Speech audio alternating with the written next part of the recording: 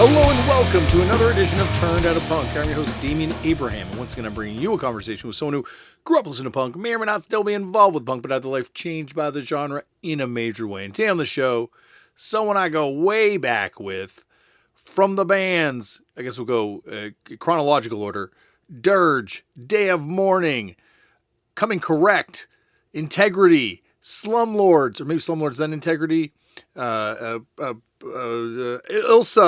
N-Rain, Heat Waves. I'm definitely screwing up the order now. Most recently, though, of the bands Permanent Mistakes and N-Rain, who put out one of my favorite LPs from last year, Domenic Romeo is on the show today, a.k.a. Dom. Very excited for you to hear this one. Oh, also he runs an incredible record label too, A389 Records as well. But more on all of that in 1 second. But first, if you want to get in touch with me, head over to the email address turnedoutapunkpodcast@gmail.com. That's run by my brother and show producer and guest booker extraordinaire, Tristan Abraham, and he will get the message to me. You can also find me on Twitter or Instagram at Left4Damian. There's also a Facebook page, a Instagram page, a TikTok page, and a YouTube page, all for this podcast. All those can be found at Turned Out a Punk on those platforms right there. If you want to support the show, tell all your friends about this podcast. Let them all know that there's this podcast and there's good episodes that you like hearing, and spread the word that way. You can also check out the band I play in. We are called Fucked Up. We have a tour coming up of the West Coast of the United States in the end of January, beginning of February, and we will be putting out tons of records as well. All information can be found at fuckedup.cc or at fuckedup on Instagram and Twitter, YouTube, Fucked Up social media platforms everywhere as well. And that is that. All right, on to today's show. As I said off the top, someone I've known for a very long time on the show today, Domenic Romeo, who is a hardcore legend at this point, putting out some incredible records on his label, having played in some unbelievable bands over the years. Oh, I forgot Pulling Teeth. How could I forget Pulling Teeth off the top of the show? Pulling Teeth as well. Dom is someone who is a lifer in this genre and someone who's always had like a really cool, unique perspective that I think the world's just kind of caught up to. You'll hear about it all in today's episode in terms of the stuff he listens to, and he's ahead of the curve on a lot of stuff over me, that's for sure. But you'll hear us talk about it in a second. As I said off the top of the show, N-Rain put out a fantastic LP last year, which you should all go and pick up on the mighty Relapse record, The Way of All Flesh is Decay. And this is a super group with all that Warm people, Bloodlet people, Integrity people, and well, Dom's catalog stuff, and Misery Index and stuff. So check out this band, a fantastic album that is out now, and I won't ramble on anymore. So sit back, relax, and enjoy Dom on Turned Out a Punk. Dom, thank you so much for coming on the show. Hey, thanks for having me. You are someone that I've wanted to have on for like years at this point. I think you have, and I might even told you this in person, but I think you have the most incredible journey in punk and hardcore. And, I feel like there's shit that we're going to talk about today that you and me were maybe 2 of 12 people in the room for. So this is going to be a fun one. Absolutely. I agree. Well, I got to start off the way they all start off, which is, Dom, how'd you get into punk? Do you remember the first time you ever came across it? Wow. I mean, there's so many different tiers for me. I came from a metal background when I was a little kid. I loved Van Halen and Kiss and AC/DC and all that stuff. And, I think most people my age, I'm 46, going on 47. Thrash was kind of a gateway. I had gotten into Metallica and Anthrax, which kind of, opened the door to SOD and to DRI and bands like that, which in turn opened the door to everything else that started, it kind of rolled off of that, and Sepultura and all the Roadrunner bands. But for me, the pivotal point was seeing Madball at the El Macombo. I think it would have been 1995, and it was a free show upstairs with Doggy Dog and Downset. I don't know if you remember this one. But I didn't know anything about this band at all, right? My friend's just like, you got to check this out. You'll love these guys. And I was like, all right, cool. So I go see them. And my first takeaway is that the songs are really short. they're in your face, and it's just like this band is like, oh, I came from a metal world, so I wasn't used to, being that engaged with the scenario, and it was incredible. The second takeaway was everyone loved this guitar player that looked like just some French baker. He had like a little mustache, and everyone kept yelling his name between songs. I had no idea, I didn't know, right? I'm just like, why does everyone like this guy so much? He's just yelling Sigma in every song. He's like, and it's like I had a lot to unpack when I went home that night. There was no internet, so I had to kind of do a lot of reverse legwork to figure that one out. But I'm glad I did. Well, how many people were there, right? Because like '95 Madball, like I've heard of this show, and I saw Madball at the Elmo, what, like 5 years later, 4 years later they'd play there again. But like '95, that is like not very many people in Toronto, I think, knew who Madball were at that point. I think maybe, I don't know, 50 is generous. It was, Yeah. it was like a Monday night. It was free. And they were all like kind of touring on their first. Doggy Dog was on All Bro Kings, Downset was on self-titled, and Madball was on Set It Off. And it was like, they were starting from, like, they were building it from the ground up. And I was really fortunate to get to see that. That was a life changer for me. I just knew that's what I wanted to do after seeing that. It feels like Toronto also, like for the longest time, was kind of like a wasteland for hardcore. Like hardcore, so many classic shows that there were like, yeah, less than 50 people at in Toronto. Like there was like such a small scene. And then when I say Toronto, I mean like all of us in the kind of greater Toronto area coming in to make 50 people at these shows. Agreed. Yeah, so I was thinking about that today, actually. And you put it best. It was an absolute wasteland. I remember, like, after getting the bug and trying to find like-minded friends, other shows and whatnot, it wasn't happening in Toronto at the time. We had to either travel to Windsor or Montreal just to see that kind of thing, where people like were kind of into those bands. Unless you were, the chokehold era had just passed at that point. It was kind of coming to an end. And there was really no place for that kind of hardcore in Toronto. It didn't really come around later until No Warning popped up and, like, kind of championed it and brought it back. So it was like a real gray area. And I got to give credit. There was a guy named Jay Sterling that was like a guy from London. We used to call him Warzone Jay because he always had that Warzone hoodie on all the time, 24/7. Only outfit I've ever seen this dude wear was a camo shorts and Warzone hoodie. And he was responsible during that era of like 96 to maybe 98 of like probably a lot of these shows you're talking about. He was the guy. Mm-hmm. He was the guy that was doing Club Shanghai. That was like Blood for Blood and Stigmata. I don't know if you remember that show. It was like a Tuesday. And it was before the Promise Ring was playing. Yeah, it was you, me, the Terror Twins. There were like so few of us there. There were 5 people there. But you go now and everyone's like, of course I was at that show. And I was like, you were in line at the Promise Ring show, dude. Yeah, you were not inside. They were so pissed. I don't think I've seen Stigmata and Blood for Blood angrier. Oh, I mean, it was a Tuesday matinee, right? So it was like the odds were kind of stacked against them. But wow, Jay did like all those shows at 360. I swear I saw All Out War for the first time and Blood for Blood for the first time. Mushmouth had played, and it was a cool. He was instrumental in bringing a lot of that. I remember the one show that I wanted to be true so bad that wasn't was Fury at 5. I remember me and the Terror Twins were hanging out outside, just hoping they would show up, hoping that like something would happen. Like we stayed way longer than we should have, hoping that something would turn around, and it never did because that show unfortunately didn't go down in the books. But yeah, he was instrumental. And then I kind of picked up the torch and started doing shows too because I wanted to see those kind of bands. And 100 Demons at JCC was a real good one with Death Threat. Remember that one? Mm-hmm. And it's a lot of cool stuff. And like I said, by the time No Warning started being a band, things were in full swing. And that's kind of was my experience with that. Yeah, I think there's like that kind of No Warning, Day of Mourning. I guess Where It Ends, The Swarm kind of was also like around that time too. Like it felt like all that comes together, and I think it's like we've talked about this off air too, but like that post that Sick of It All, Strife, Trigger Happy, One King Down show in Toronto, like that to me felt like the closing of one chapter in Toronto punk and the beginning of sort of like the next era. Absolutely. That show was epic. Everybody was at that show. Everybody wanted to see Sick of It All. They were like at the height of their powers, People were curious. Victory was kind of popping off at the time. And, not many of the bands had made it over at that point. I think that was Strife's first time. I might be wrong. But, yeah, everyone was really stoked, And that was like Also, that also became a with all those bands you mentioned, it became a point of congregation where like Windsor would roll out, Montreal would roll out, and like the shows were really, really great. Like it was always like awesome, you know? It was a fun memory.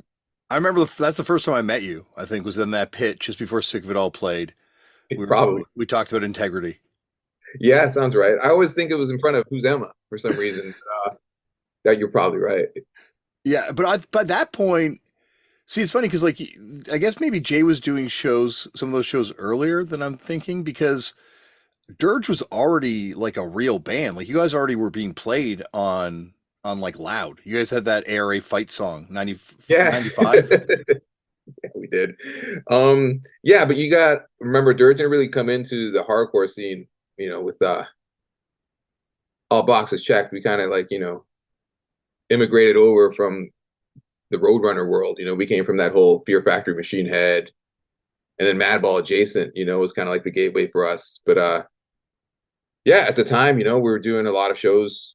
I mean, geez, I think about like when Dirge was starting, we were like in high school and none of us drove. And we used to take all of our equipment on the subway. We used to literally take it from Malton, which is a suburb out by the airport, and we'd get a bunch of our friends with us, and we'd all like just daisy chain our guitar caps, the drums, and everything. We take it on the bus, take it off, take it on the subway, take it off, go play the show, leave it at the club, and come get it the next day the same way and bring it back because none of us drove, but we wanted.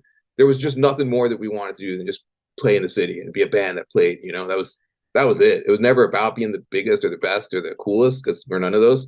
But it was just about getting to do it, and like we all had that hunger to do it, and it made a lot of memories for sure. Well, it was also that drive too, because you guys had CDs out when bands were struggling to put out tapes. Like you guys had a Right. video, like you guys were doing it, and it seems like that's almost immediately after you go to this Madball show. Like you're like, is it like was Dirge going before you got into Madball? The Dirge demo would have been like 94 going into 95. So that Madball show would have been around the time the CD had just come out or was about to come out. And we were totally new. We didn't know what we're doing, right? We had a place that we rehearsed called Rumblefish Studios, which was out in Etobicoke, which was like instrumental in helping us out. Dave, the owner, recorded us, barely charged us anything. He really just wanted to see one of the bands in the space do something. So, he helped us press the CDs. He was like a huge, huge, huge part in that. And from there, I'd remiss if I didn't mention Noel, the infamous Toronto promoter, had a huge hand in making sure, he'd help us out. We'd play a bunch of shows and just do a bunch of wild stuff. I remember the first shows in the US Dirge ever played were like in Huntington, West Virginia. It was a weekend in West Virginia and Virginia. And that was it. We just played these two weird redneck bars. And I recently went on vacation with my kids to West Virginia. We went to like a snow tubing place over Christmas. I'm like, whoa, I haven't been here since 1995. And like we played this weird redneck bar. There's like nobody there, but I totally remember because those were the first two shows. I remember Noel be like, "Oh, would you like to go to Huntington, West Virginia?" And like, we're like, okay, and How did he I get think these shows? Like, how the fuck is Noel booking shows in the this wasn't the Virginias? hardcore world, right? So this was Yeah. pretty much if someone hits a promoter in another city and is like, "Hey, can you hook us up with a show? We'll play for bar money." You know what I mean? Whatever. It was just bands that were trying to do things. We weren't really tapped into hardcore network at the time, so it was really just a trial by fire. We were really like, we'll show up anywhere that'll have us. We don't care. Hmm. And finding five like-minded people that would do that and that were willing to like kind of throw their life away at the time and like throw their money away and just do it. It was huge. You know what I mean? It was just unreal. And then he finally figured it out because he got us into a show with Against All Hope in Buffalo around that time in Asbury Alley. It was I think it was this club. Still remember it because it was like the first time I'd seen a real like such a Madball show. It was the first time I figured out. I'm like, okay, we're misdirecting our energy here. This is kind of like this is what I want. And I remember almost getting knocked out by some dude that was moshing super super hard Against All Hope, which is figure out Kind the of irony weird. there. Melodic band, but it was just a thing, and we became friends with like Steve Titus and those dudes in Lockjaw, and like it just snowballed. I think back then, and this was before an internet time, you would have to make friends with people that had similar interests, and those friendships held more weight. I mean, it meant a lot to know, like John from Connecticut that also liked integrity. That was like a dude in your network, you know. That was a dude you can hit up and would be like, actually, we did have a guy in Connecticut. His name was Earl. He would go by Earl, the Duke of Thrash, and he had a zine. And you know, he brought us out to Connecticut, and it was awesome. You know, it was just like that easy back then. You could send somebody a tape or a CD and be like, "Hey, we'll play for a place to sleep on your floor." You know what I mean? We just want to come out and do it, and that's how it all kind of started. Well, then that's the thing. Once you get tapped into that network and you kind of see it, it's the most incredible thing in the world because people aren't motivated by money. It's like one of the few places in the world where people aren't motivated by money. Absolutely, yeah. It's funny too when you think back to Toronto, because like obviously the walls break down eventually and we become one big scene. But even though there's only like 50 people at most in some of these rooms, it was all so divided Oh, back then. you couldn't say it better. It was absolutely. We weren't made welcome at all. You know, we were like some nerds from the suburbs. Nobody wanted anything to do with us. And but they were also like, you know, like Wizard of Oz. They were like the big man behind the curtain. Because I mean, the little guy behind the curtain, because there wasn't really anything to protect. You know, there wasn't much of a scene to like, you know, they can huff and puff that like you weren't here for like you know, why or some shit. But like it's like, yeah, so what? You know what I mean? It's like, you know, I always had a rule about music where it's like you didn't have to be there. You can discover stuff at your own pace. I always take that into consideration with every band I've ever done.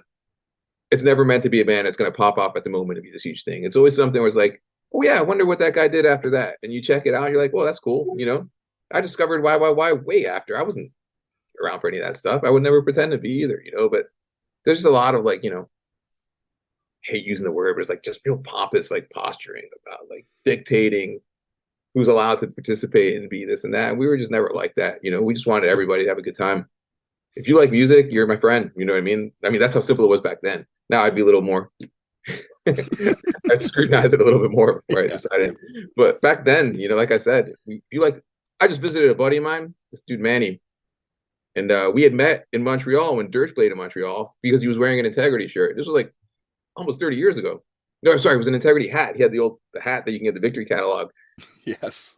And me and my daughter just visited him in New York. And I was explaining to my daughter, we met just because this dude was wearing an Integrity hat. And that was it. And we're friends like 30 years later. You know, it's just like, it's an Well, unbelievable thing.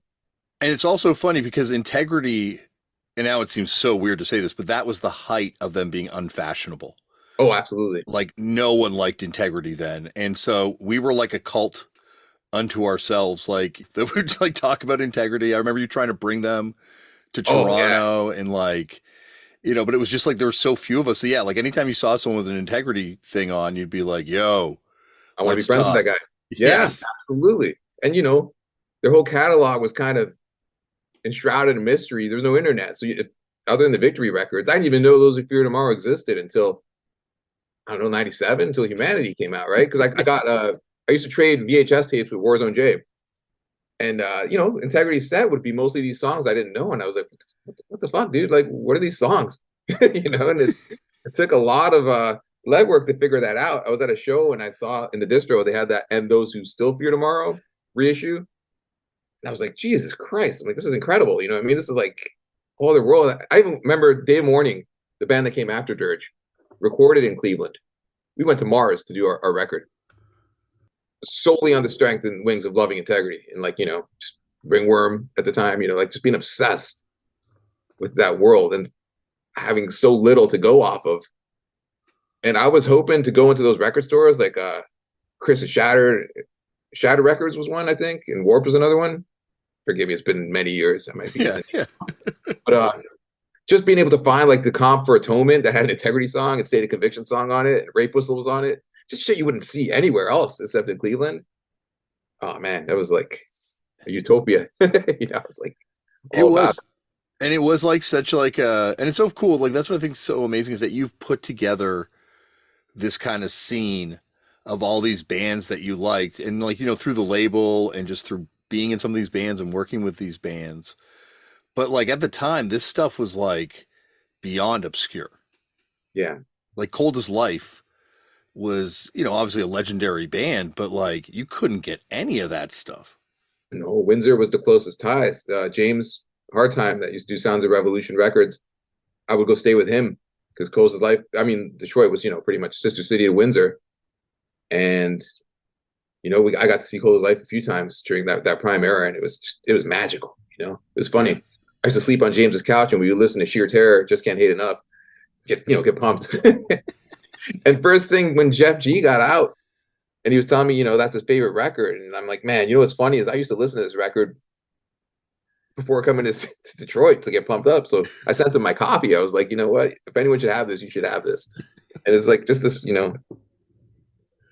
communal full circle, greatness, full circle moments. Absolutely. And I remember going into stores and being intimidated. I was kind of a shy kid at the time, and didn't really feel like I fit into that picture. And being able to stump the guys in the record store that were selling Earth Crisis and Snapcase stuff by the boatload, and be like, "Hey, do you have any integrity? Do you have any Pale Creation?" And they're like, "Oh, yeah, but it's not in stock right now." Kind of like on smoke. And I'm just like, looking back years later, Integrity was always the band for dudes like us that were like the dudes that didn't fit in anywhere else. It was truly a band for the band of the misfits, and I feel like why I've always gravitated towards them, and they've just kind of been, they've been a part of my life for most of my life at this point. It's insane to think about. Yeah, that was the first thing we ever talked about, was that you were like, I'm going to try and bring Integrity up here. Mm-hmm. And I was talking to Sean Moe, who was roading for Grade back then. And he's like, there's no way, there's no way you're ever going to get those guys up here. And then here you are, fucking a member of the band years later. What's funny is I remember I used to write him, and Dwid would like, he'd be like, we're not allowed in Canada. And that's all he would say. It's very mysterious, like mirrors. And I'd be like, why not? I was like, just punishing the poor dude. Like, I was excited. I just really wanted to be. That's the band I wanted to see more than anything. And I never gave up. I finally got them to play Toronto in like 2013. Yeah. Like the first time they ever played Toronto was because I brought them over. I was like, all right, we have to do this. This has to like close the circle. And in high school, they had played Buffalo with State of Conviction. It was on the Seasons and the Size of Days tour. And my girlfriend at the time, it was her birthday. And I was like, dude, we go to the show, you can have 10 birthdays next week, every day. We do whatever you want. I have to see the show. And she's like, oh, absolutely not. No way. And like, it didn't happen. I tried to do the right thing. And then Integrity breaks up. Another full circle moment was reuniting the Melnick lineup in 2012 for that same reason. I'm sorry, 2014 for the same. I had to get closure, pun intended. But yeah, it's I don't know. It's just so awesome that we get to kind of like live in this world where these heroes become peers, and then ultimately like you're able to kind of like give yourself these moments and give yourself these kind of like full circle things. It's definitely wild for sure. I remember Warzone Jay trying to bring Warzone up at least like 3 times too, and the shows would just like never wind up happening. No, never. I remember we saw Dirge played CBGB's once. I remember it was with Against the Grain and IDK, which are like some forgotten 90s bands. I totally remember. I remember Against the Grain to play with Madball because Rob Kabula was in Against the Grain at the time. But Against the Grain did play Toronto though at an Elmo show, right? With Madball, yeah. Oh, that Madball show. Okay, sorry, yes. I convinced Noel. I'm like, these guys should play. They're great, you know what I mean? And like, and that was a full circle moment from seeing them at CB's and wanting to, hopefully get more people into them at the time. I really liked that full length back then. But I remember seeing Rabies at that show and just asking him, and he's just like, everyone always had the excuse. Oh, we tried, but we couldn't get over the border. But I think a lot of the bands back then didn't try because it was a daunting ordeal. You know what I mean? You didn't really have the wits to kind of clean yourself up and cross the border in a civil fashion. Most of these dudes were like, turn it around, send it back. So. Well, you hear stories about bands trying to cross with like weapons or just like ungodly amounts of cash. Yeah, like, you can't do that. One of the best times was pulling teeth. No, wait, no, it was Dave Morning. Dave Morning played in Chicago, and we had this genius idea to put all of our merch into the guitar cabinets. And then we put the screws back in, and we're like, ha, ha, ha, they'll never figure this out. Let's toss the screwdrivers. We'll pick up some screwdrivers when we're in Chicago. We get to Chicago, nobody has a screwdriver. So all the merch is just stuck in the guitar when we play. That's awesome. So, go on, sorry. Oh, Oh, I was just saying there was another time when we wore all our merch. There's We like all 12 walked over. We're t-shirts. just like, how's it going? So we were definitely willing to try anything. Yeah, well, that was like you'd hear these things like, oh yeah, if you stick it in your cab, they're not going to find it, or if you all wear different shirts, they're not going to find it, or Right. you just hope and pray that that was the time that you weren't going to get pulled in and have everything come out of the cabinet or come out of your body. That's part of why I moved. I just got sick of the struggle. I was like, you know what? If I'm just on the other side, I think my life would be a whole lot easier, and I can do more things that I want to do. And that was a huge role in me leaving. Did Day of Mourning and Dirge overlap at all, or did you kind of do like a hard stop and you guys switch to doing Day of Mourning? No, there was a hard stop in between Dirge and Day of Mourning because we had gotten into a bad van accident. We were on tour out east and far in Quebec, and we hit a deer or swerved to miss a deer. Sorry, and ended up rolling the van. And Jay, our drummer, ended up losing a finger. It was real bad. Holy shit. And we took some time off to just kind of like regroup, get ourselves together. And then when we came back, we're like, like as I had mentioned earlier, we were still kind of figuring things out when we were in Dirge. But by Day of Mourning's time, we knew what we wanted to do, and we're like, just start clean slate, you know what I mean? Let's start this new band and take what we know and kind of roll with it. And that's kind of why it gave it wings, right out the gate. At the time, it was lawless. It was just kind of like, you know, how bad can I piss this dude off? Let's go. That was kind of like the MO. It was also mean. Like hardcore was like kind of a mean thing in Toronto at that point. Every group was mean to each other, and internally, everyone was mean to each other within each group. I think that's how we were raised. I think it's a product of the time. As I was mentioning, being a dad now, it's like I'm take the total opposite approach. Like when I was a kid, shit was mean. You know what I mean? Your own parents would like this you and make fun of you or smack you up, and it was like everybody was going through that at the time. Like in my circle, like coming from like Italian Canadians at the time, all our parents were off the boat. They don't know any better. You know what I mean? So it was kind of like real harsh, not open-minded, I guess, would be a way to put it. It was kind of like you're supposed to fit in this box where you're supposed to, stay at home, get married, get a job, move out, have kids, repeat. And I didn't want to do that. I wasn't interested. I left home at an earlier age, and I was like, I'm fucking out of here. I just want to play in bands. You know what I mean? That was it. And thankfully, I figured it out along the way. And I think it's also becoming apparent in growing up, you realize, like you said earlier, how insecure everybody was. And like the fact that everyone had to like, you're not part of this thing. You weren't here for this event, or you're not part of this thing. You weren't there for that. And it was like everyone's psychological damage being played out, kind of replicating that within this sort of like ultimately way cooler, potentially amazing social thing that we kind of had going on. Yeah, it was like truly like an island of misfits, like the island of unwanted toys, But yeah. I'm glad it's not like that anymore because, like, anyone that waxes nostalgic about, oh, those were the good old days, you really have to earn it. And it's just like, nah, it sucked, dude. It's like being able to like talk to anybody about anything now is like such a better flex. I like that. I like that way better. It's way more my speed. It's giving me a chance to really be the person I am versus the person I thought I had to be to survive. Because it's brutal.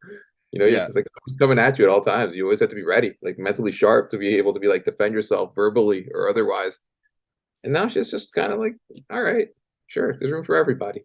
And Strong Intention is not jumping on every show anymore. Oh my gosh, it's I'm in the home of Strong Intention now. I'm in Maryland, and they're from Hagerstown. I gotta admit, you know what I mean?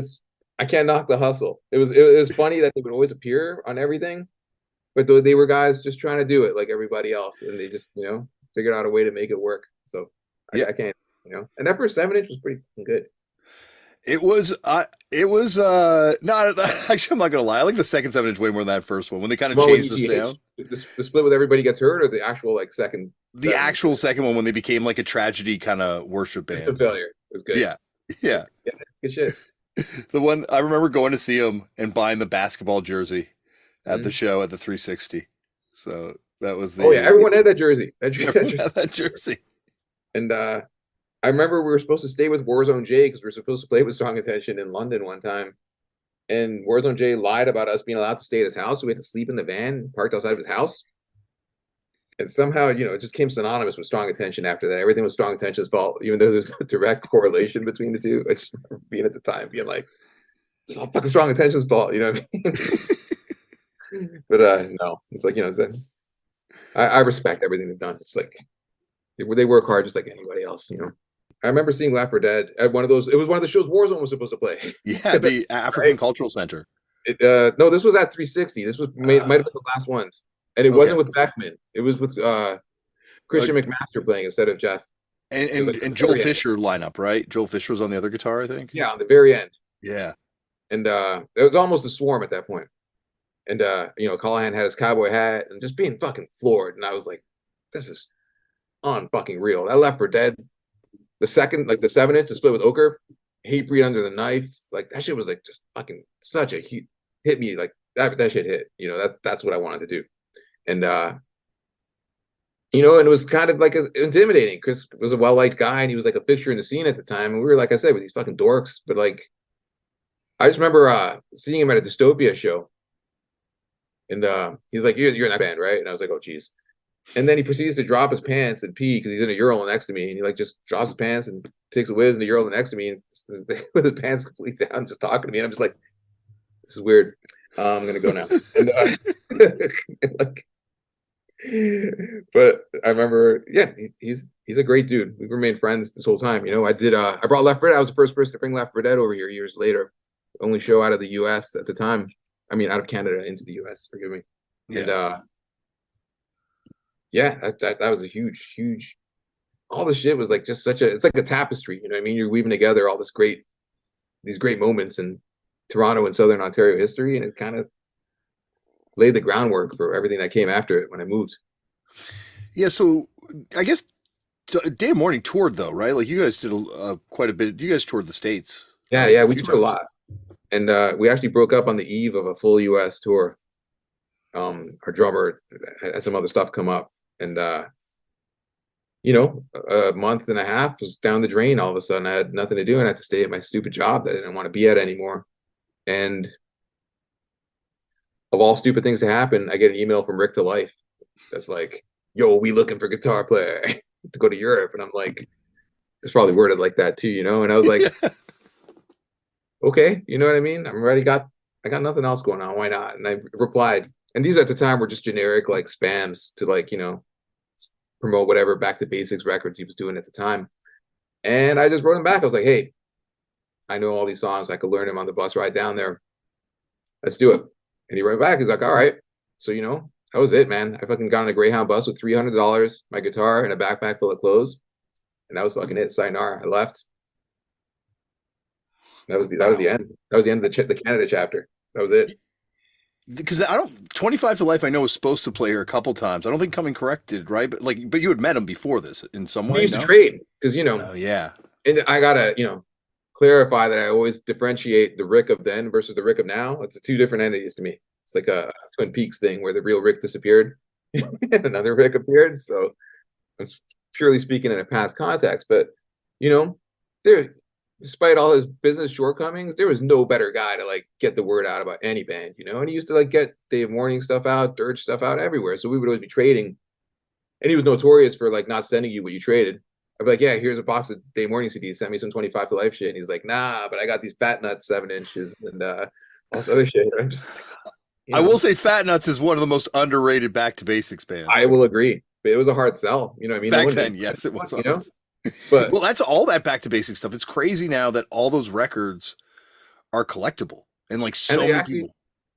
Yeah, they fit in today's musical landscape. It's kind of weird, isn't it? Yeah.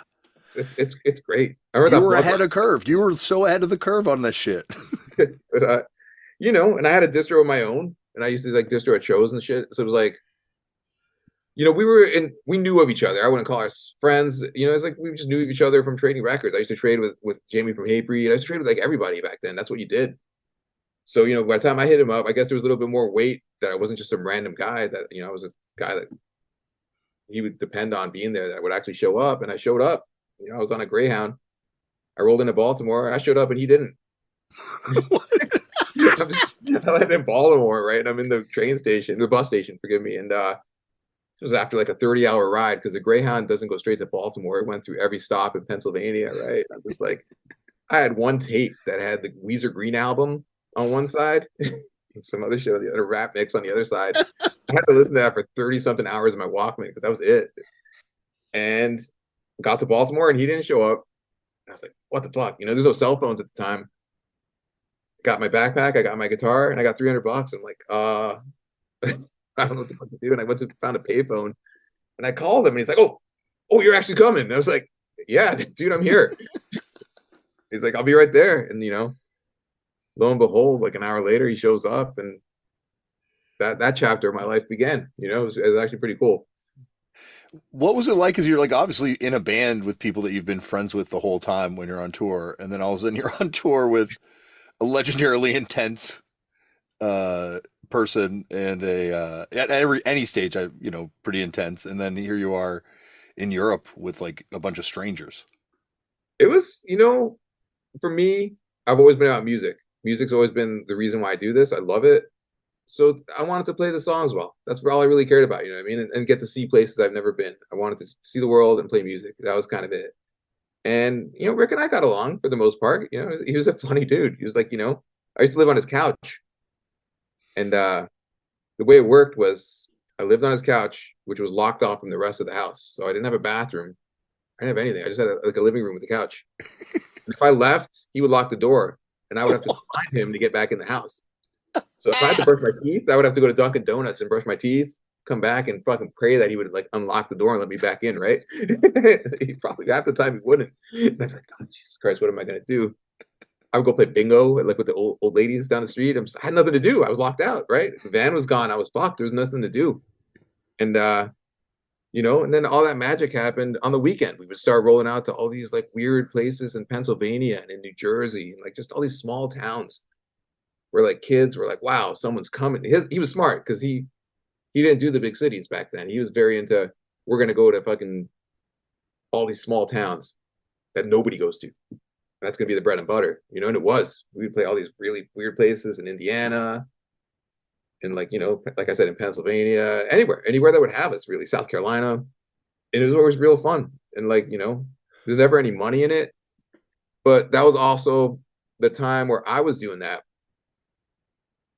That's where I met the dudes that are eventually do pulling teeth and slumlords with, because those dudes were also just cutting their teeth, just trying to play, right? They're like, hey, here's a band that actually tours. I'm just gonna do it and see what happens, you know? And that's like all those friendships. That was the nucleus. Everything that came after it was because of that. So I gotta give Rick credit, despite, you know, it's the Rick of yesterday for kind of being a linchpin in my life at that point and setting off all these new friendships and relationships that you know, kind of defined the next 20 plus years of my life for sure. Did you meet Jeff Perlin like that time when Breakdown played at Shanghai? No, but I remember them walking Warzone J to the ATM.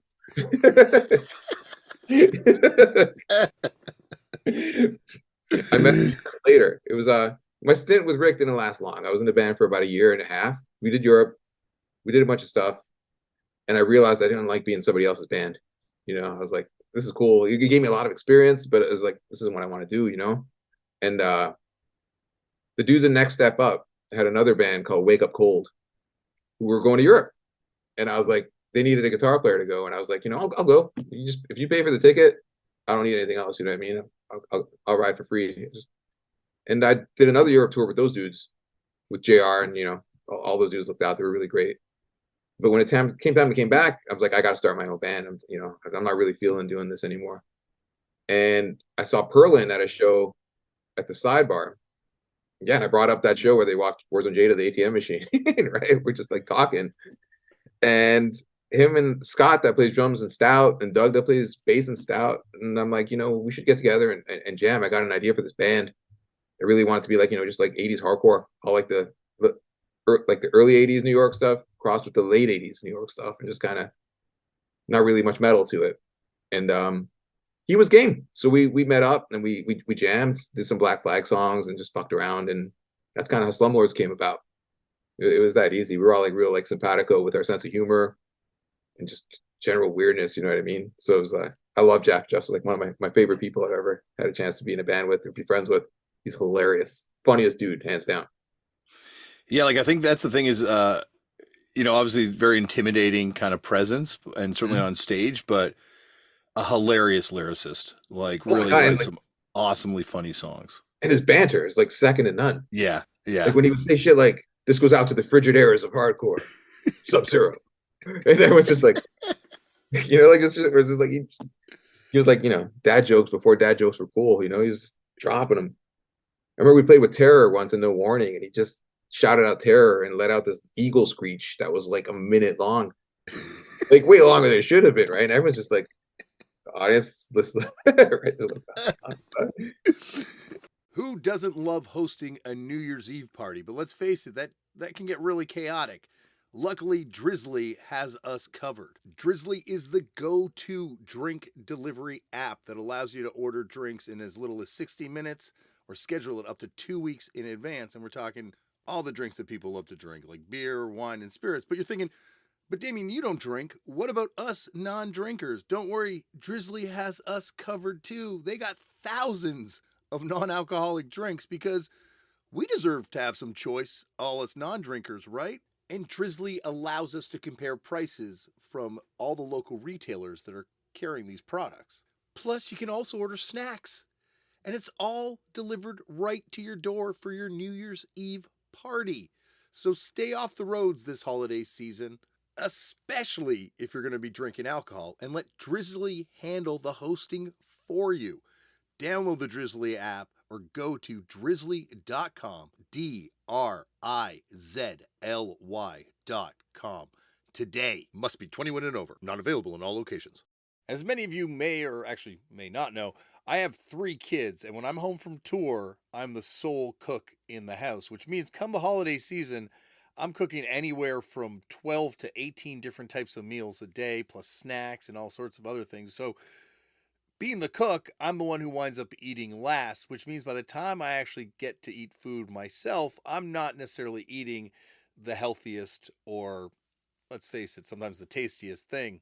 But thankfully, Factor, America's #1 ready to eat meal delivery service, is coming through for me to help me eat well breakfast, lunch, or dinner with chef prepared, dietitian approved, ready to eat meals delivered straight to my door and your door. So now I don't have to worry about what I'm going to eat. These meals are ready in 2 minutes. They're fresh, never frozen. And once again, it's delivered right to my door. There are 35 plus high quality options each and every week that can meet all your dietary needs, which means if you're someone like me that eats vegan, there are vegan options. And so I can have a healthy vegan meal as opposed to some random thing that I'm throwing together in my fridge at the last second after cooking for everybody else. And if you're into calorie conscious stuff and all that sort of thing, they're all very well balanced and thought out. I'm not as much interested in that stuff. I'm more into the flavor, which I'm very excited about because there's apparently lots of add-ons that I can put to this and change my preferences, and I can get snacks and shakes and smoothies and all sorts of things, and guilt-free in terms of the environment because all this stuff is made in a facility that is 100% renewably electrically powered, and there's also 100% of the emissions for their deliveries are offset. So this December, get Factor and enjoy eating well like me without the hassle. Head to factormeals.com/TOAP, TOAP50, and use the meal code TOAP50 to get 50% off your order. And that code again, that is TOAP, TOAP50 at factormeals.com/TOAP50 to get 50% off. Should I say that again one more time? No, I think you got it. But yeah, I can't wait. 2 minutes. I think they're going to be ready. Christmas came early for Daddy. So yeah, Slumlords were such like a hilarious band. Like the vibe was so cool, and it was a great time, kind of that period for hardcore because it felt like all the walls were kind of breaking down between all the different scenes, and like there were these shows where all these different sorts of bands were playing together, and you could have Cold World on tour with Iron Age or Sex Vid, and then you could also Yeah. have that Gut Instinct, like you because of you we got to play with Gut Instinct, like Yeah, it was talking about the walls breaking app down. version, but I think it was like much like we had talked about before, it was the vision we all realized when we were younger that a bigger network of people that are friends just because they like hardcore, you know, and you're able to be like, hey, if you like hardcore, and that's cool. We don't even have to like the same thing. We're all on the same team, you know. And Slumlords was lucky to be around during that Posse Numbers era, I like to call it, you know. We played Posse Hmm. Numbers, we played Sync with Cali. We managed to go to Europe. We did a record on Locking Out. We did like some pretty cool stuff. Slumlords is like a weird band because it's kind of like fallen with the beatdown resurgence that's going on now. A lot of people forgot about the Slumlords era in Baltimore hardcore. It was like a window where, like, you know, if there was a Slumlord show, people were coming from all over the East Coast, and it was a guaranteed to be a party. That show was fucked up. You know, we put you guys in Cold World and Chromags, and we did that little Gut Instinct mini set in there. It was like, you know, It was awesome. that was the norm. That was like what Yeah. we would do. And it was just like, it was a great way to just bring people together. And the whole reason was just have a good time and nothing more. You know, there was never like a ulterior motive with that one. We just wanted to party with our friends, and everybody was our friend. You know, as long as you weren't a dick, it's cool. It's interesting when you look at this era of hardcore as being, like you said, like the influence of like kind of Baltimore and I guess DC lumping the two areas in together, like with the beatdown stuff, also with like all these bands kind of vibing and trying to sound like 86 Mentality now, Mhm. or you know the turnstile phenomena, like that's like really like the sonic center of a lot of the stuff that's happening now, is that sort of like Baltimore stuff from that starts in that period. I agree. And it's really wild to think that, like, if you told me back in the Warzone J days that, you know, like 20 plus years from now, everyone's going to try to sound like Bulldoze, like, you know, sign me up. Sounds like Valhalla, you know? I'll be there. And it's like, you know, but yeah, so it's just been a really great caliber of bands that came from this area. I mean, the East Coast in general. That's why I gravitated towards here. But like, you know, Stout and 86 Mentality. I mean, if you take it even further back to Next Step Up or Gut Instinct, it's like Baltimore always had like a real meat and potatoes, like real caveman. And I use the word dumb, but I don't mean like stupid. Like they were just like the Reds were dumb, you know. I mean, there was like real plotting and like hard and like just fucking. And then, you know, and I think that just it's in its truest form, and authenticity is what resonates with everybody. It doesn't feel contrived, so people are able to take influence from that and build on that and do something. It's a real stable foundation and do something cool and go off of that. So I like seeing those bands get their due. It means a lot. You know, it's like the team you grew up loving, seeing them finally like get their day. You know. Yeah, and it's, I feel like there's like a lot of uh style jumping that happens in hardcore, and it's very trendy, you know, Mm-hmm. and stuff. But like I can honestly say you have been repping that stuff in your distro when like you would get cracked on in hardcore, not crack like physically cracked on, but people like, you know, like there was kind of like a snobbery Oh put yeah. towards a lot of that stuff. I mean, like it's funny because if you listen to Day of Mourning now, and you know, it's like I said before, where it's like my records, any record I do is like find it when you find it, or if you don't find it at all, that's okay too. But it's like Day of Mourning was like 30 years ahead of most of the bands that are doing that now, but most people don't even know and probably won't ever know. But I've loved that shit a long time, you know what I mean? And I'll always rep it. I always love like just crossing over of like beat down and like death metal and like just real aggressive, evil cauldron of stuff, you know. And I always thought that's what's been my bread and butter. I never deviated. Even the last record I did with N-Rain, like 30 years later, it's still that. You know, it's just kind of like what I like doing. You have your Maryland's Vitamins Love Inside too, though. Don't deny that. You did a cover of that. Dude, they're like my favorite Toronto punk band of all time. Best. Seeing their There's last show was like incredible at Elmo Combo. I still remember it vividly. I could shut my eyes and still remember like the energy in the air. It was like unlike anything I'd ever seen before. it's interesting how there's like a real, you know, and once again I say Toronto, but it, obviously I mean like surrounding area, but there's like a real Toronto band phenomena where like bands would be just big locally, and like you can't really appreciate how big some of these bands were. Like Maryland's Vitamins was so, like you're talking about that last show, that was like an epic event. I think there's like a newspaper article about that when that Yeah. happened. Oh, it was magic. But a lot of the bands, and it's a greater thing than just underground music, don't really carry traction over into the US or other countries. Canada was like an isolated bubble for the most part. You know what I mean? We had our own everything. We had our own radio, our own CanCon, Canadian content. And like, you know, like it was really championing like, you know, the supporting of the Canadian artists, but at the same time, they weren't integrating it with the rest of the world. So it was very isolated and weird. It was very Well, there, like pockets. there were certain bands though, right? Like you think like Grade, Chokehold, Propagandy, Yes. Cryptopsy, I guess if you lump them in somehow, just like underground music wise, like were bands that seemed like they had big followings in the U.S. back in the '90s. Yeah. Another one that is interesting that falls into that bubble world is this bunch of fucking goofs. Yeah, I mean, epic. yeah, I've seen like, monumental BFG shows with like no one south of the border. Like, even like who? What? Like, I'm amazed to hear that Dago Abortion still play, and they're one of my favorites.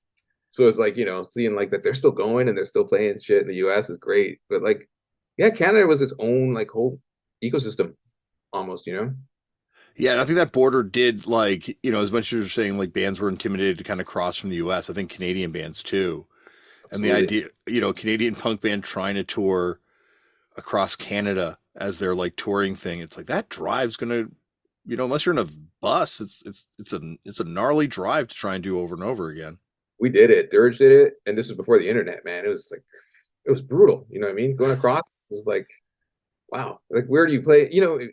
But it was like that thing you play in Regina, Saskatoon. I still hear from people like I was at that show, and there was like 7 people at that show. So it's like, it goes to show like how small and like what a big deal it was. And I remember Callahan telling me that Countdown to Oblivion. I remember they went out east and they totally hit the Maritimes and hit those places that nobody had hit at the time. And it was just like Canada was there for the taking. You know what I mean? All they needed was someone to show up. And some of our best shows were in those places. Like Day Morning in Halifax is still like one of the best shows I've ever played in my life. It's just because nobody went out there. Who did you play with in Halifax back then? We played with a band called Equation of State. Oh, I kind of I'm remember amazed I that. remember this. It was this guy Ian Hart. He Yeah. booked the shows back then, and it was his band, and they were like a screamo, an ebullition type band. And yeah, you know what I mean? It was that easy. It'd be just writing this dude I never knew, and it was like, hey, we want to play Halifax. Can you make it happen? He's like, okay. And that was it. That's all it took back then. Yeah. And it's interesting because you could do that anywhere in the world. Like if you could get there, you could find a kid that was going to do your show. Interestingly enough, I think the logic also applies to other parts of the world because like when Day Morning started coming into the US, we would play real isolated places like Poughkeepsie, New York, or Mass, and we played with like bands like Dissolve and Overcast and Candiria, who at the time were like we played these shows and they were huge. People were like just going mental, right? And I'm like, then you see these bands outside of their local region, and it's just like seeing whatever band playing. It's just a normal event. And it just made me hip to like the regional magic that comes with like being really popular in a certain area and working it. Because I remember Overcast played like Who's Emma, and I think there was like 10 people there. Yeah. It was fucking sick. Don't get me wrong, but like I remember seeing them like like people. It's the same thing with upstate New York and all the Troy bands. They were like it was like an anomaly. They were like headlining over the touring bands. It was just it was wild. The power of the regional was a big thing back then. Whether And it there was was Canada. regional and like regional sounds, right? Like bands like had like areas had certain types of music that would hit in that area and like these bands would get huge. Like I remember hearing like about Furio 5 and how big Furio 5 were in their Mhm. hometown and the football Yeah, team would like go on the field to Furio yeah. 5. Same with E Town, and I remember seeing E Town play in Buffalo with Hatebreed, and it was like it was not what I had imagined. They were great. Don't get me wrong; they played perfectly, but like years later, when if YouTube existed and you could cross reference what a hometown show would look like versus what that Buffalo show looked like, it would be night and day. I guess Hatebreed's also the first band that was kind of like able to break out of that regional bubble and go, I guess Madball obviously, but New York's so different. Like New York's got like Yeah, a built-in branding, but like Hatebreed was like the first band to kind of break out of that regional scene and just go international and take over. everyone loved Hatebreed. Remember the first time they finally made it to Toronto? There was like 50 cancellations. Then they finally Yes. showed up, and everybody was. And it's my 2 favorite era. a.m. 2 a.m. they showed up that day. Yeah. And it was like my favorite era because it was the pre-positive, still like kind of scummy version of Hatebreed, where it wasn't clean, wasn't refined yet. Anything goes. And just had like Lou Boulder in the band and stuff, rest in peace. And it was the best, dude. It was so sick. It was just like and everybody, you know what I mean? It was like one of those legendary shows where everyone's on the same page when it came to Hmm. Hatebreed. Everyone was there. They loved them, to have a good time. And Because they had played before when they played with the Voorhees at Who's Emma. yeah, no, was it a yeah? I thought it was 360. It was 360? It means 360. I didn't go But to the show, but no, me neither. But I knew of it because I did my homework. But Simon yeah, Harvey did that show. who did? Simon Harvey, Oh yeah, which is funny to think of him doing a Hatebreed show. yeah. But no, it was like they were instrumental, I think, in bridging the two worlds because all of a sudden it was like the U.S. bands were started coming to the U.S. You know what I mean? Mm-hmm. I think it was a lot to do with that John Finberg and Noel connection because all those bands started working with Finberg's agency in the U.S. and then Noel was bringing them over, and all these bigger bands were playing, and it was like it was great. People got to see Bloodlet. You know what I mean? People got to see like it's another really great one. The Candiria started coming and popping off. You know what I mean? Candiria became like a headlining band. What when King Diamond came and you guys opened for King Diamond? No, we didn't open for King Oh, I Diamond. thought you guys opened, or you did this, got him to do a sample or something, right? No, we got hired to just drive them from the hotel to the venue, right? In the day morning van. And dude, like I had said earlier, I mean, I was a fucking prick. When I was a younger version of myself, I deserved to be smacked. But I was just like decided I was gonna fucking punish this poor dude's entourage, right? And I had a million questions. I'm like, all right, the van breaks down on the side of the road, wheel pops off the axle. Only person can get out and help is King Diamond, but he's in full makeup. Doesn't do it. And the handler's just kicked me out of my own van. They drove my van to pick up King Diamond. And I had to just wait. Just nah, not having it. And just dumb shit. You know what I mean? Just fucking come from that world. But so I never got to meet King Diamond. Shane, as a Coalition Against Shane fame, did. That's why he was on the cover of the record with King Diamond. Oh, that's what I'm thinking of. I'm confusing the fuck you to me and Mike because he's just like, yeah, one up you guys. And then we're like, we went up you. We put it on the record cover, So it's always like a constant, like, oh, that's all. ourselves. But I did get my one jab in when he wanted honey for his tea. I got him like the teddy bear honey. I thought that was fun.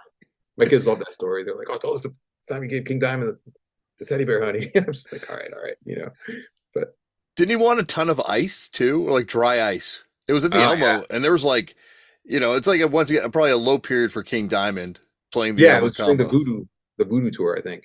I remember. Yeah, and it was but like a classic show. Twisted Sister played the Gasworks, I remember too around then. We played Dirge had played the Gasworks on one of those shows I had mentioned before where we like hauled all our gear on the subway. We played the Gasworks a few times. And it was we came like Jason, our drummer, his older brother was in a lot of bands that were like Toronto bands at the time. Like Wire Alive was one of them that would play places like Gasworks or the Marquee out in Scarborough. Oh yeah. So like that's where we cut our teeth. That's where we, that was our point of entry. And yeah, it's kind of sad that none of those places are there. I was just visiting over the holidays last year, and like none of Toronto, I was showing my wife around. I'm like, none of the stuff is like here. That was here. That used to be there. That used to be there. Callahan's still there if you look. Yeah. But it's like it's Toronto's a city that hates its history. Yeah. And then laments that there's no history here. Best venue of all time for me. Do you remember the concert hall, the Masonic Temple? Absolutely. It was a dream to get to play there. And we were obsessed. And we figured out a scam with remember those Supernova Battle of the Bands? Yeah. So we played one of those shows because it was at the concert hall. And how many tickets you sold for these guys dictated your position on the bill, right? And they would give you 100 tickets. And if you sold 100 tickets, you got first choice of the bill. And I'm like, we sold 98 tickets. And they're like, oh my God, you guys killed it. I'm like, our singer's not here yet. He'll bring the tickets and the money. He said there's 2 left and there's 98 tickets sold. He's like, all right, cool. You guys are in this slot. So we hit prime booking. It was like, 10 o'clock at night at concert hall in a room full of other kids and bands and whatnot. Come the end of the night, I'm like, oh fuck, I misunderstood. He sold 2 tickets and 98 tickets. Here you go, here's $40. Only time I ever paid to play, but I had to make it happen. I really wanted to play at the fucking concert hall. And we did it, You have to have sharp scruples to make it happen. I think I only saw one show at the concert hall back in the day. Like, I eventually got to play there when it was MTV, but like I saw it Project 9 with Gypsy Soul. Oh my God, remember Project 9 was a weird band, dude. Remember the dude with the big necklace? Yes. small world because the guy that would master the Day of Mourning records, Roland Rainier, was in Project Nine. I think he was the drummer. And That's like awesome. I'm like, I remember seeing them with Mr. Bungle at the Opera House, and I was just like, it went over my head. You know what I mean? This is too weird for me. I couldn't really grasp it at the time, but I always That's appreciate it. Well, that's what you're saying. Like, like how Day of Mourning now, like the sounds kind of caught up to what the sound you guys were going for back then. I would love to kind of hear Project Nine now, because yeah, at the time I was like, what the fuck is this? But Right? Yeah, now I wonder if it would be something that I would have caught up to and be like, oh, this is fucking incredible. This is like a really mature good. lens. You know, Yeah, yeah. we played with a band called Plastic Witches back then in the '90s that broke up on stage in their second song. It was just like, whoa, this is like the weirdest shit I've ever seen. And I've always been obsessed with like finding their demo just to like kind of like satisfy that itch, like you're saying, and just being like, I wonder what through today's lens, what this would look like, what this would sound like, and it would be cool. Well, that also brings up this thing that I'm always kind of obsessed with now. It's like true rarity, like stuff that like just doesn't exist. Like there's like people that be like, oh, the rarest records like this Beatles Butcher Baby sleeve, right? Or this thing. It's like, Right. no, but people held on to those. People collected those. Like these demos, no one kept it. No, and it's amazing. It's like an attitude that I was exposed to that I really appreciated was, you remember that band Ire from Montreal? That was Absolutely, yeah. Black Hand. I was really interested in reissuing their stuff because they're like one of my favorite bands at the time. And I hit up Radwan and asked him if they would be interested in doing it. And his attitude about it was, nah, he goes, thank you, but unless you were there, what I mean? It's a time and place thing. And I really love that. It was kind of like, yeah, I was there. I got to see it, and that's the rarity that you're speaking of. It's like people never know what it's like to be in someone's living room and have Ira roll up with like 20 Marsh stacks and just like fucking destroy the But it room. makes you, and it makes you kind of like, it makes you at one time like just have a completely different appreciation for someone that as a young person is like, no, what we're doing now is important and valid, and I'm going to build like not an empire in sort of an evil way, but like build an empire around it. Like people like Ian MacKaye Mm-hmm. or Fat Mike, like people that believed in their own shit so much that they like made it important, And obviously they're making great music, Mm-hmm. but at the same time they also believed in it and told us all that they were making great music and put the records out there and make sure that stuff's kept in print. And it's not a time and a place thing; it becomes part of the canon. Yeah, I like both sides of the coin. I think both hold weight. You know what I mean? It's cool that there's like regional phenomena that if you were there, you'll remember it, and if not, say la vie. But it's also cool that there's some stuff that it's like Dwiz also done a really great job of that with the Integrity records. He's made sure they're in print for generations, generations. You know what I mean? There's always new generations discovering those records, and Yeah. it's great. Well, integrity is such a weird one too because I think it's also the obscurity of it too. Like the fact that it was always accessible, but the fact that it was always there's weird versions of this thing, or there's like this one thing that's out of print, or this song that no one's heard, or a mix of some song, or like, Right. but yet, like you're saying, it was always accessible enough that like you could kind of get in to the mystery, and depending on how far you wanted to go after that was up to you. I think it comes down to like your artist statement, where it's like, sometimes you just want to do something to do it, and that's it. You're done. Wipe your hands. And then other people really want to build a legacy off of it. You know what I mean? And both of them serve equal purpose and value. And I think it's just, I think there's room for both. I think it's cool. Yeah, it's interesting. I find like that's when and this is because of you that this all happened. When Jeff from Cold as Life came on the podcast, I found his motivation behind doing Cold as Life just so different than someone like Dwid's motivation for doing Integrity, Hmm. where one is sort of this sort of like still like ultimately awesome and fucked up, but like artistic expression that you're sharing and putting out in this world and defined aesthetic, and one is almost like being done because you have to. Like there has to be some sort of I fucking guess it's almost release. spiritual, it's like, Yeah. yeah, don't know anything else. Yeah, I agree. Yeah. And it's what's also interesting in parallel lanes, they both had long standing careers where in Hmm. 2023, both bands are still talked about and loved, Hmm. despite And going both, down different avenues. yeah, and neither one was like ever critically lauded even in punk and hardcore during their day at the Hmm. time. Like it was, they always had, you know, like regional fans and always huge. And Integrity had definitely like a, I think, a larger international presence even back then, but it was still so cult like.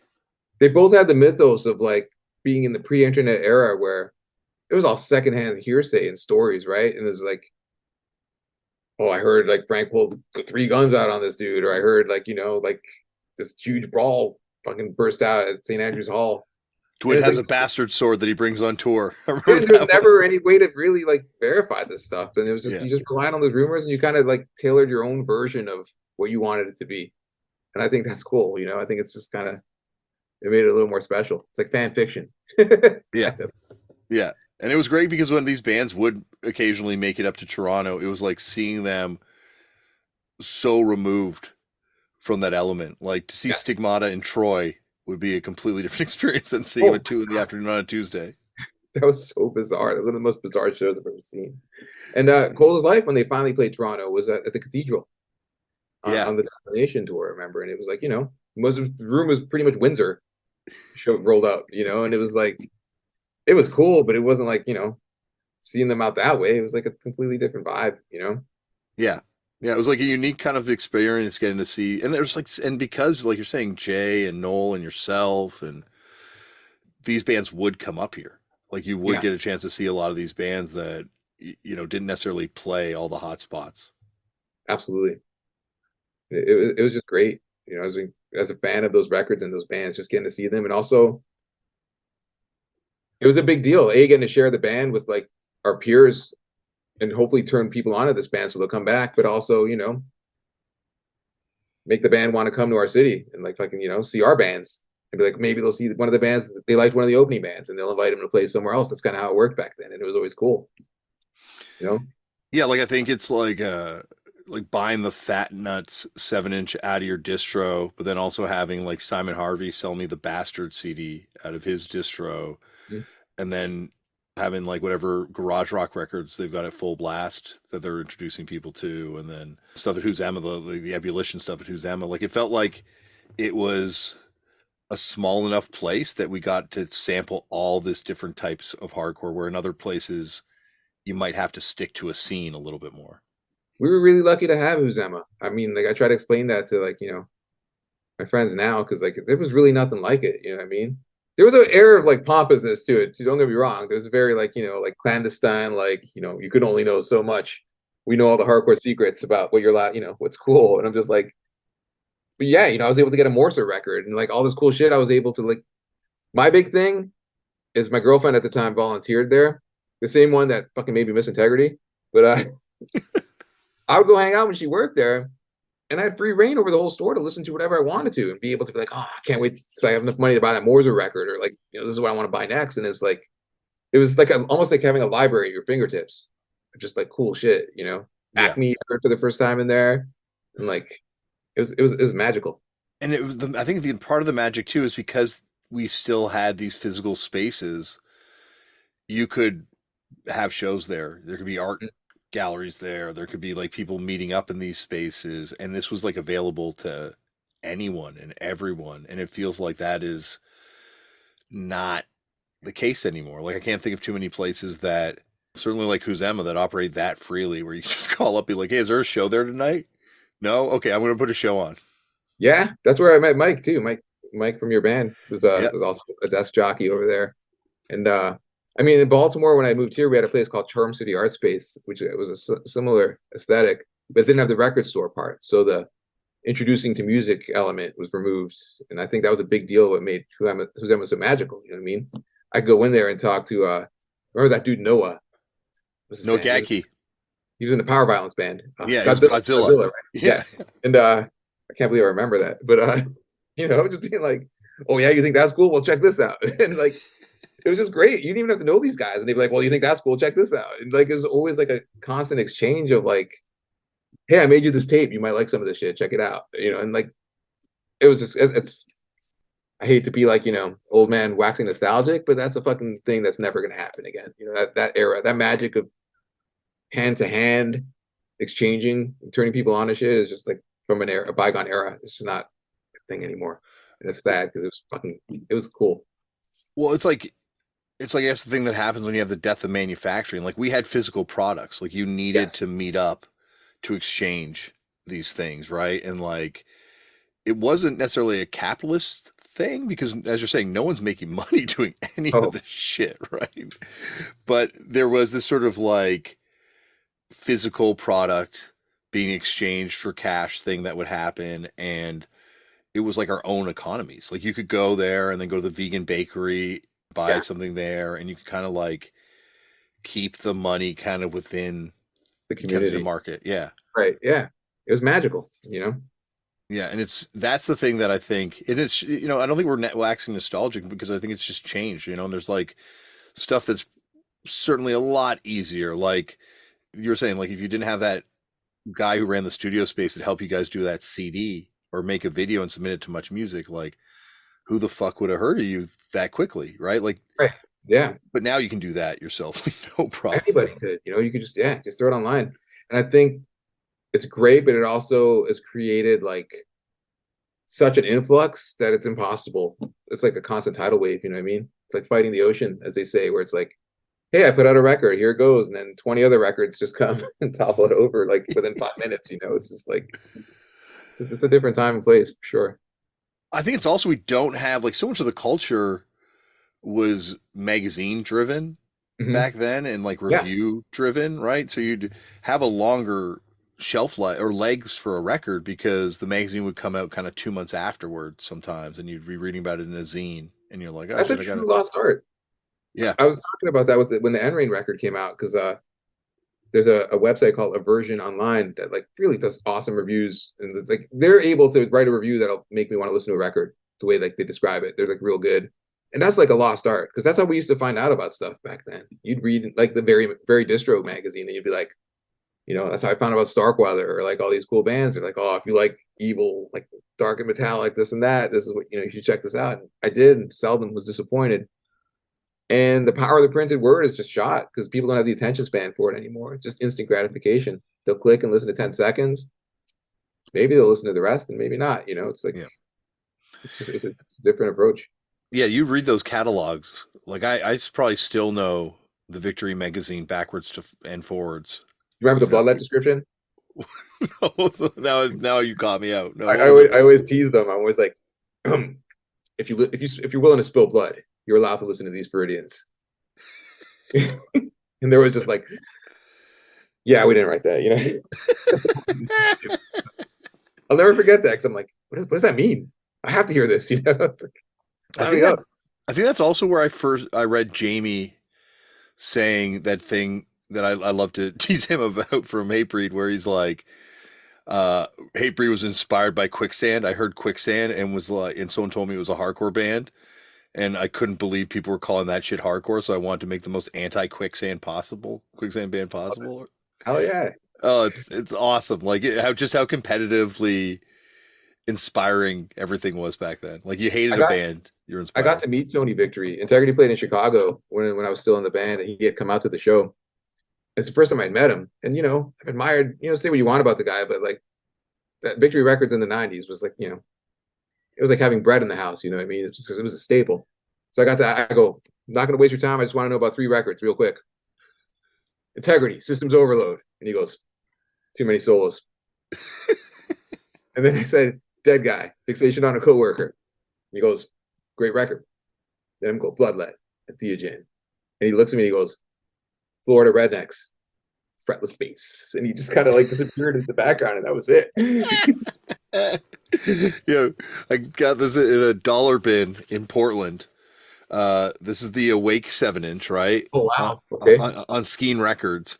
And this Mm-hmm. is one of the ones on purple vinyl. And Victory distroed 100 copies on purple vinyl Mm-hmm. before its Victory. And so inside, there's a one sheet for their new signing, Integrity, who are still Oh referred to wow. as a Look at straight edge that. band. And then on the dust sleeve, the guy's written, Tony Victory has written, Jeff Spiegel, who's the guy who owns Skeen Records, I will break your neck, sinner. Whoa. And then there's a letter inside from Tony to the kid that ordered this 7-inch. explaining that how much he hates the dudes that run Skiing Records. Oh, jeez. Signed by him at the bottom. So the best things I've ever found in a record store. That's incredible. Yeah, but these people were like folk heroes, like not even like because it's not necessarily heroes because it's punk, but at the same time, like you heard about some of these people so much, and like you're saying, there's no internet, so by the time, like even now, when you get to finally meet these people, you're like, oh my god, like meeting Jeff for the first time, or like even talking to Dwid for the very first time, like Right. It's just just, like holy shit, like so weird. I've heard so many legends. I'm so glad to have met them later in life though, and not during the height of their powers where like, they were almost obligated to be the persona that they were perceived to be. I'm glad like, get to just know the Yes, real version of those dudes. They're just regular dudes. But but you're you know, and I'm not talking about those two guys in particular, but like in general, going back to like Rick, you've always been able to kind of work with people that are otherwise known as being difficult or feared or you know, spoken about in kind of hushed tones in a way, like even you did a Mighty Sphincter record. yeah, it's someone once called me the hardcore whisperer, which was funny because it's just like being able to. But any of those situations and all, honestly, just involved a direct like, I just fucking love your band, dude. I just want to, do something cool. It's never been like I want to make money off your back or I want to change what you're doing. I just want to like, help you do what you're doing. And I guess they saw the earnest appeal to what I was offering at the time because all of those friendships are still intact. I'm still friends with all those dudes and talk to them all the time, despite years going by. There's been seldom an experience since I got into this that I have an enemy or anyone I dislike in general. It's just kind of like it's been cool. I always feel like I've walked the straight and narrow with stuff like that. So it's just been because I love the music and not because I'm trying to elevate any sort of status or do anything else. So it's just been like, I want people to hear this. I want more people to hear this. What can I do to make that happen?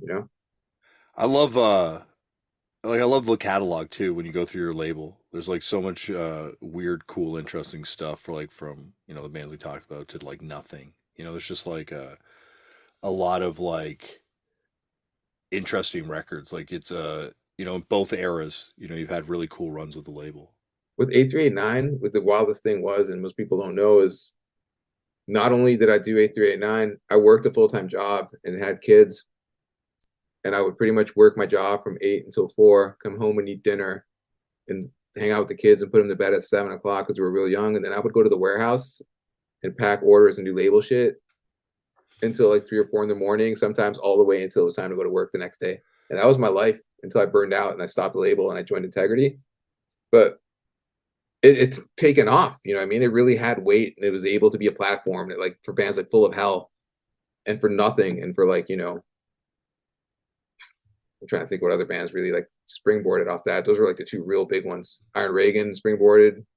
That was the first record. There's like, and all the time was also a way. My attitude was always to like get new bands and old bands and cross those worlds. So get old dudes to like new bands and get young kids to respect the old bands.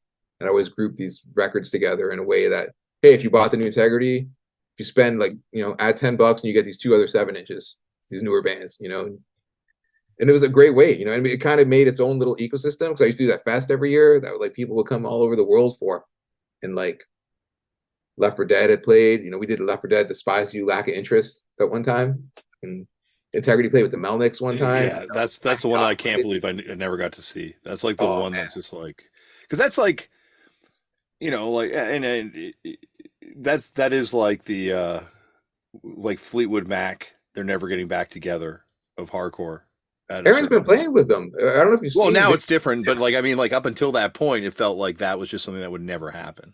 Absolutely. It took a lot of cajoling and it eventually imploded right after because like, Integrity's already had like a good like decade plus of just Dwid steering the ship. So it's like, yeah, the history is important, but he didn't need the history to keep the band going. He already had the band doing new records and things were happening with like Suicide Black Snake and Blackest Curse, and then eventually Howling, where it's like, Dwid had made it its own fucking animal. So bringing Aaron back and stuff is a treat because it's like, it's the original architect for the old fans and for the new fans. But it's also like, Dwid's created a situation where the band can keep going at any costs. And like, he'll be able to keep doing it for as long as he wants to. And I think that's magic. But yeah, that show was unreal. It was like easy top 5 of all time. They're really like and obviously they've done covers and stuff, but like they're weirdly like almost like a '90s Misfits in a way. Yeah, I think a lot of Integrity's aesthetic borrows from like Danzig and Danzig related things, right down to the skull. But I mean, And even like sorry, go on. no, just the way he runs the band. It's just like it's very spoken. It's very specific. That's the best way to put it. He's a very specific dude.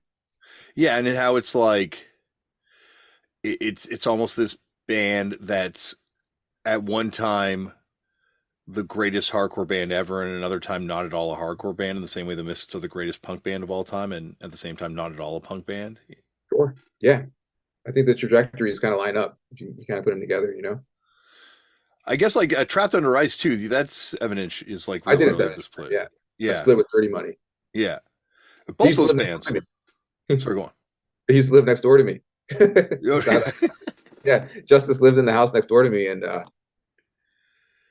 their demo was awesome. Everyone loved that demo when it came out. You know what I mean? And geez, they were starting out, and the dudes were rolling out, but like they would show up without a bass player or just whatever, and just play anyway. And I'm like, your songs are really good. You're not doing these songs justice by like regroup, get that shit together, and fucking then they fucking did, and it took over the world. You know what I mean? It was like huge, and like that me being a small part with that 7-inch was big deal. Those are 2 of my favorite songs they did.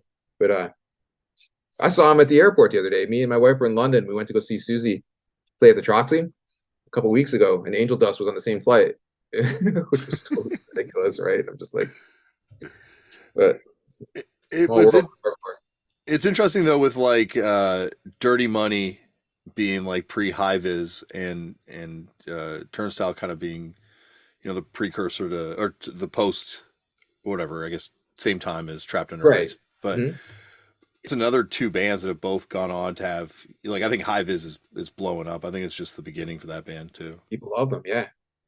It's really connected, and so it's interesting how there's another large part of this culture that starts off on the label in a way. In a weird way, it's kind of touched a lot of things. I think you could trace most things back to not patting myself on the back, but I think I managed to get my DNA on a lot of different things where it's just like, even if it's like a small speck, you can be like, oh, fuck, they played that show or did something. And I take pride in that, not because for any other reason that like it proves that good music fucking deserves to be out there and enjoyed, you know what I mean? And that like I was right, despite even if it's like that big and being like, you should listen to this band. Even if it's just telling one person, you know what I mean? And seeing that band still around now kicking ass. That makes me feel good. That makes me feel like, I think there's a lot of music that doesn't stand the test of time that kind of like just I listen to it and it's kind of flaccid and it doesn't really do much for me. So when it's like something that's really good and earnest and like really fucking hits, I like seeing it go the distance, and seeing all those dudes go the distance is like been amazing. If you were to tell me that all these years later, Back to Basics catalog minus the Fat Nut 7-inch was going the distance, I would have laughed you out of full blast. I told you. People worshiping Bulldoze is fucking blowing my mind. I'm all about it. Bulldoze fucking rules. The Blood Rust 7-inch was my shit. On Back to Basics. It was like this. They were called New Jersey Devilcore, which falls in line with that Bloodlet description about spilling blood. And I was like, this record's great, Yeah, that is man, this has been awesome, dude. And anytime you want to come back on this thing and talk about any of this stuff, because we barely. We didn't even talk pulling teeth. The door's always open. Sure, anytime, Damian. It's a pleasure. It's great seeing you too. It's been a long time. I still remember, like I said, that one conversation where we talked about the Biohazard demo when we first met. We're just like